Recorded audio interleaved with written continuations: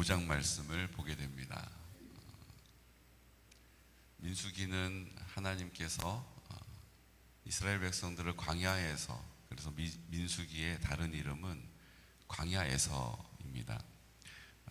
민수기는 백성의 숫자를 세었다라는 뜻이고, 이스라엘 백성들이 출애굽하고 광야에서 출애굽한 1세대들의 인구조사를 쭉 진행해요. 그 인구조사는 하나님이 가나안 땅에 들어가기 위한 여정들을 잘 구체적으로 안내하고 인도해 주시기 위함이었습니다.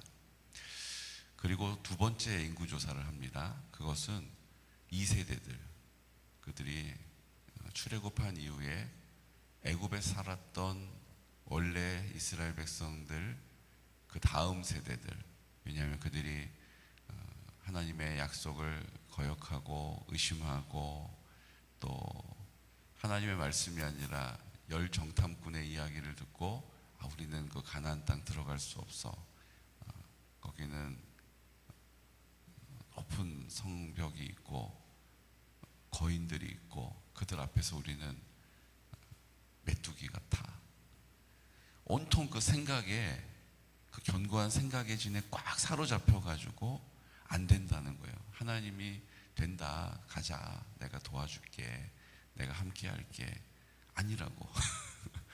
내가 아는 게 있는데, 내가 경험한 게 있는데 그거 어렵다고, 힘들다고, 못한다고, 결국 그렇게 계속 고집하면서, 그러다 중간중간에 원망불평하면서 그렇게 하나님 앞에서 하나님을 믿는 믿음이 아닌 자기를 믿는 자기의 길을 가는 이스라엘 백성들을 하나님께서 어떻게 하세요?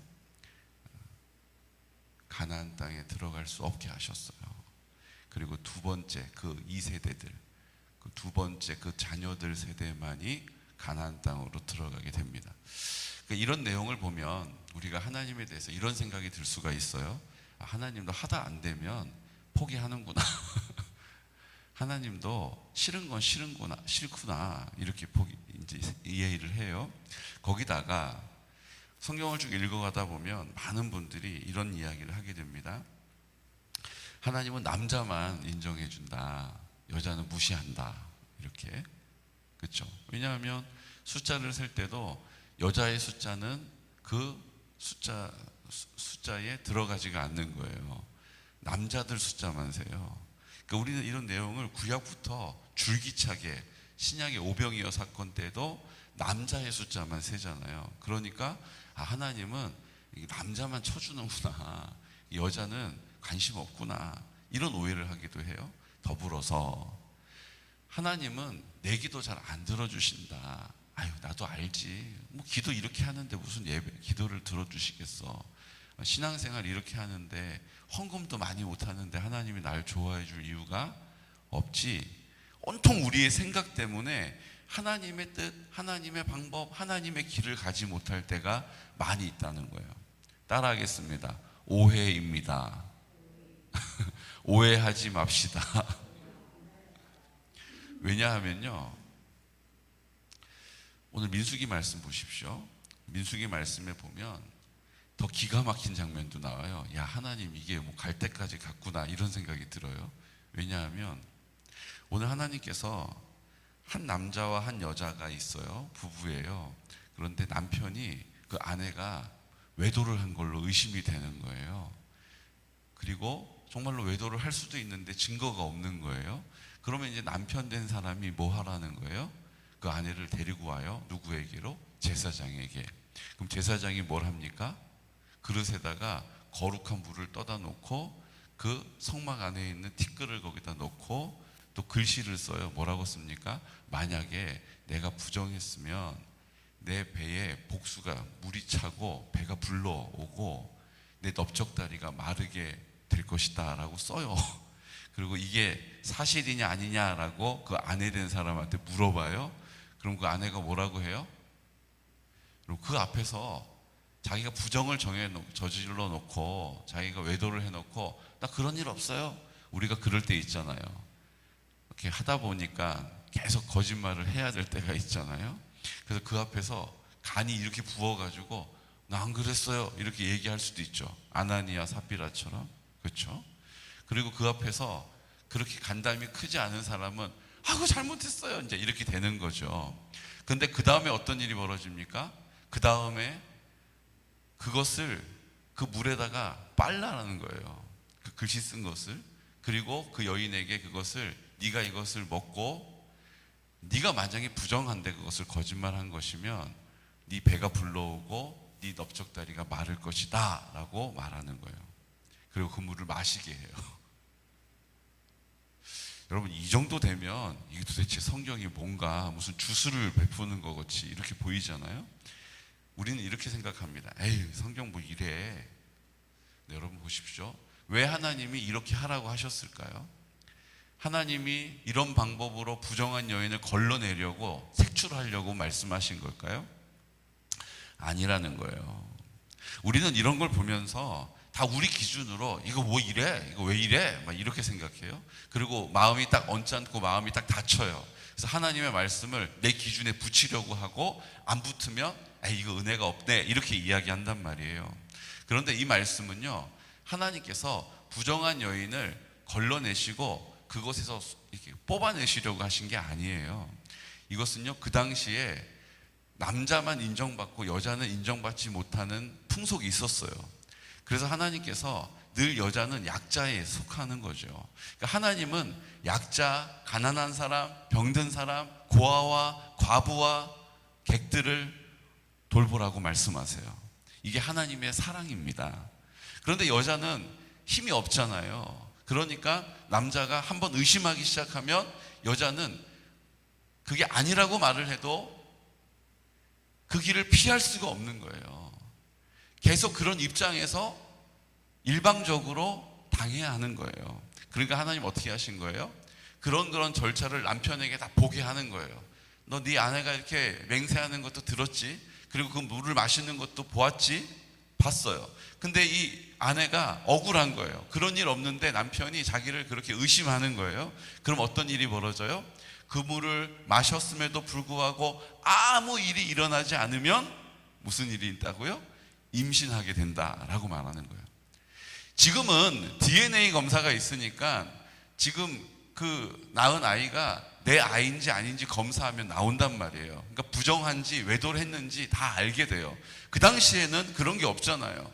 그러니까 이 아내가 임신을 해서 아이를 낳으면 이게 누구의 인지를 모르는 거예요. 의심하는 사람 마음에 그게 받아들여지겠어요? 그러니까 그 아내도 불행해지지만 그 자녀도 불행해지잖아요. 그러니까 하나님이 어떻게 하신 거예요? 그 물을 마셨음에도 불구하고 제사장이 그것 가운데 맹세하게 하였는데, 맹세하였음에도 불구하고 그 물을 마셨음에도 불구하고 넓적다리가 마르지 않고 배가 부르지 않고 임신이 되면 그거는 당신의 아이다라는 것을 제사장이 선포해 주는 거예요. 하나님은요, 여자기 때문에 무시하고 여자기 때문에 배제하는 것이 아니라 그 여자의 입장에서 여자가 곤란한 일을 당하지 않도록 도와주시고 그 여인에게 뭐가 되는 거예요? 힘이 되어 주시는 거예요.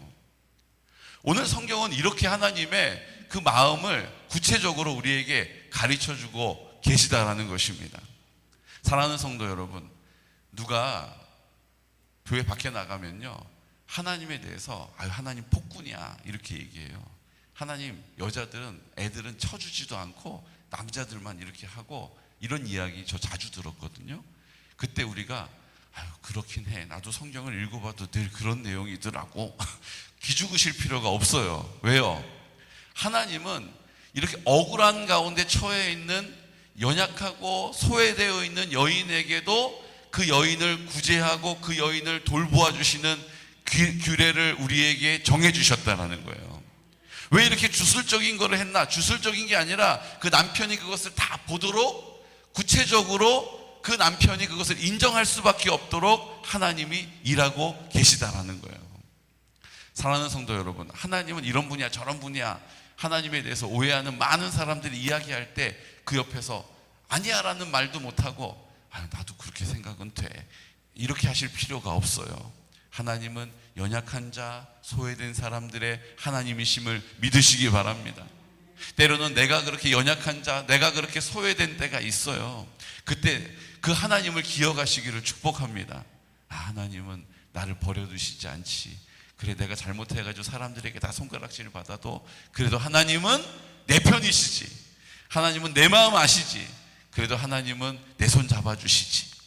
여러분, 그 하나님을 오해하지 않는 믿음의 사람 되시기를 예수 그리스도 이름으로 축복합니다. 그 다음 6장에 나오는 장면이 뭡니까? 6장에 나오는 장면이 나실인이에요. 나실인이 뭡니까? 머리에 삭도를 대지 않고 포도주, 술을 마시지 않는 사람, 시체를 만지지 않는 사람이 나실인이에요. 나실인은 구별된 사람이에요. 하나님께 드려진 사람이에요. 그럼 그 당시에는 누구나 다 나실인이었어요. 자기가 자원해서 제가 구별되겠습니다 이렇게 약속하면 그 부모님으로부터 서원된 사람들은 평생 나실인으로 살아요. 누가 그랬습니까? 삼손 그랬죠. 또 누구 있어요? 사무엘도 그랬어요. 교회에 어렸을 때부터 성전에 드려지잖아요. 그리고 누구 있습니까? 레갑 족속, 성경 읽으셨을 때 레갑 족속들도 드려졌어요. 그런데 내가 내 의지를 가지고 제가 구별되겠습니다라고 얘기하고 나실인이 되는 경우도 있었다라는 거예요. 30일이든 60일이든 100일이든 내가 하나님 앞에 온전히 구별되어져 드리겠습니다. 제가 이 나실인으로 구별되는 기간 동안에는 술 입에 대지 않겠습니다. 제가 시체 거들떠 보지도 않겠습니다. 머리 깎지 않겠습니다. 이렇게 약속을 하고 나실인이 되는 경우도 있었다라는 거예요. 중요한 건 뭡니까? 이 나실인은 그 당시에 제사장이 하나님께 지켜야 하는, 레위 사람들이 하나님께 지켜야 하는 것보다 훨씬 더 엄격한 구별됨을 요구받았다는 거예요. 어떻게 알 수 있어요? 나답과 아비후가 그 불을 가지고, 하나님이 불이 아니라 임의대로 불을 가지고 가다 죽임을 당하잖아요. 그 죽임을 당할 때 하나님께서 아론에게 뭐라고 얘기하셨어요? 독주를 마시지 말고 이렇게 얘기하잖아요. 그냥 레위인에게, 제사장에게 요구되어지는 것은 독주를 마시지 말라는 것만 있어요. 그런데 지금 나실인에게는 뭘 요구하고 계세요? 독주를 마시지 않을 뿐만 아니라 포도도 먹지 말고 건포도도 먹지 말고 그것으로 만든 뭐요? 여기 성경에 보면 식초 발효된 것도 먹지 말아라. 이렇게 엄격하게 아예 술 관련된 거는 입에 가까이 하지도 말아라, 가까이 두지도 말아라 라고 말하고 있는 거예요. 그리고 죽은 시체를 건들지 말아라 라고 얘기하고요. 그리고 머리를 깎지 말라는 거예요. 머리카락을 깎는다는 것은 그 당시에 그 변발하는 것, 머리를 깎는 것은 우상에게 드려지는 행위였어요. 또 하나, 머리를 깎는다는 것은 그 머리는 왕에게 드려지는, 그 왕관을 쓰는 것이 머리잖아요. 그러니까 머리를 깎지 않는다는 것은 영광, 하나님께 영광, 승리를 드리는 것을 의미하는 거예요. 그러니까 머리카락을 밀지 말아라 이렇게 말씀하고 있다는 것이죠. 사랑하는 성도 여러분, 오늘 우리에게 하나님께서 레위인이라고도 칭하시지만 사실은 하나님께 구별되어졌다, 나자르라고 부르거든요. 히브리어로 하나님 앞에 드려졌다, 구별되어졌다 라고 의미하는 이 나실인은 오늘 우리 모든 예수님을 믿는 우리들에게 하나님께서 요구하시는 기준임을 믿으시기 바랍니다. 그러니까 하나님은요, 목사님에게만 그런 거 하라고 그러지 나는 그냥 일반 성도잖아. 아니에요. 그 당시에 제사장이 목회자의 자리였다면 일반 그 혈통으로 제사장의 자리에 있는 레위인의 삶을 살아가는 그 레위 지파가 아닌 사람도 나실인으로 드려질 수 있었다라는 거예요. 오늘 우리가 저분은 목사님이시니까, 전도사님이시니까 저렇게 하셔야지, 나는 그렇지 않은 걸 나는 그냥 이 땅에서 돈 벌어야 되고, 나는 이 땅에서 사람들하고 어울려 살아야 되고, 나는 이 땅에서 직장 다녀야 되고, 아니라는 거예요. 성경은 하나님께서 이 땅에서 구별되어진 사람들에게 훨씬 더 엄격한 기준을 요구하고 계셨음을 믿으시기 바랍니다. 왜요? 나 믿으려면 너 그렇게 안 하면 못 따라와, 못 믿어. 그게 아니에요. 하나님이 우리를 그러므로 사랑해 주시고 너희가 내 백성이 되고 거룩한 내 백성이 되고 제사장의 나라가 되기를 원하시기 때문이에요. 구별되어질 때에 성령님이 우리를 통하여 마음껏 일하시기 때문임을 믿으시기 바랍니다. 오늘 하나님께서 나를 부르셔서 이 마지막 시대에 하나님의 그 성령의 충만함을 나타내시고 성령님께서 우리 가운데 함께 하시고 내 안에 내 마음 가운데 예수님이 계심을 드러내기를 원하십니다. 사람들이 나를 볼 때에 보이지 않는 하나님이 보여야 되는 거예요. 사람들이 나를 볼 때 하나님의 음성으로 들려지기를 원하신다라는 거예요. 하나님이 나를 볼 때 깨달아지기를 원하는 거예요. 아, 하나님은 이런 분이시구나. 아, 예수님 믿는 저분을 보니까 예수님 믿는 게 어떤 삶인지를 알겠다. 예수님 믿는 저분을 보니까 기도하면 어떤 응답이 있는지를 알겠다. 오늘 하나님은 우리를 통하여서 이 땅에 하나님의 나라가 보이지 않는, 하나님의 사랑이 보이지 않는 이 땅에 자기중심적인 사랑으로 자기만을 위하여 살아가는 이 땅에서 하나님의 사랑을 보게 하시고 듣게 하시고 느끼고 깨닫게 하시는 통로로 우리를 부르신 줄로 믿으시기 바랍니다. 그게 우리가 이 땅을 살아가는 사명이라는 거예요. 오늘 우리를 구별하라고 말씀하세요. 그리고 구별된 사람에게 하나님이 우리에게 하시는 말씀이 있어요. 우리 6장 23절 말씀부터 우리 26절 말씀까지 하나님께서 이렇게 우리를 구별하여서 하나님이 우리를 통하여 마음껏 일하시도록 그 자리를 내어드린 대가를 지불하고 헌신되어진 사람에게 하시는 약속이 있어요. 우리 23절 말씀부터 함께 선포할까요? 아론과 그의 아들들에게 말하여 이르기를 너희는 이스라엘 자손을 위하여 이렇게 축복하여 이르되 여호와는 내게 복을 주시고 너를 지키시기를 원하며 여호와는 그의 얼굴을 내게 비추사 은혜 베푸시기를 원하며 여호와는 그 얼굴을 내게로 향하여 드사 평강 주시기를 원하노라 할지니라 하라. 아멘. 하나님을 오해하지 맙시다. 하나님 어떤 분이시라고요? 나에게 복을 주시고 나를 지키시기를 원하고 그의 얼굴을 나에게 비추사 은혜 베푸시기를 원하고 그 얼굴을 내게로 향하여 드사 평강 주시기를 원하시는 분이시라는 것을 오늘 우리에게 말씀하고 계시는 거예요. 사랑하는 성도 여러분, 자격 없는 나를 그 하나님의 사랑으로 그렇게 사랑해 주시고 오늘도 그 평강을 주시기를 원하고 복을 주시기를 원하고 은혜 베푸시기를 원하고 오늘도 그 은혜 안에서 풍성한 귀하고 복된 성도들 되시기를 예수 그리스도 이름으로 축복합니다.